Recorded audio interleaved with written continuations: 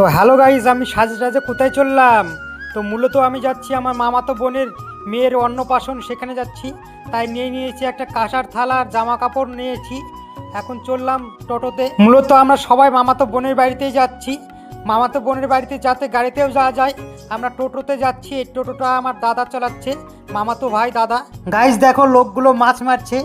আর কোথাও যেতে গাড়ি করে বাইরের দৃশ্য দেখতে খুব সুন্দর লাগে। আর এটা আমার দুষ্টু ভাগনা রাস্তায় জিদ ধরেছে ঠান্ডা খাবে, তাই গাড়ি থামে আমার বোন জামাই চললো ঠান্ডা নিয়ে আসতে। আমার বোনের বাড়ি হিলি বালুপাড়া, খুব একটা সেখানে যাওয়া হয় না।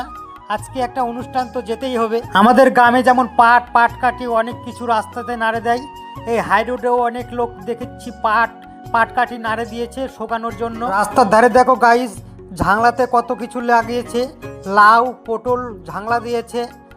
আর এখানে দেখো পাট ধুয়ে সিনটা নিয়ে যাচ্ছে ভদ্র মহিলারা। বোনের বাড়ি গিয়ে অন্নপ্রাশনের ভিডিওটা পরে দিব। আজকের ভিডিওটা এই পর্যন্তই, টাটা বাই বাই।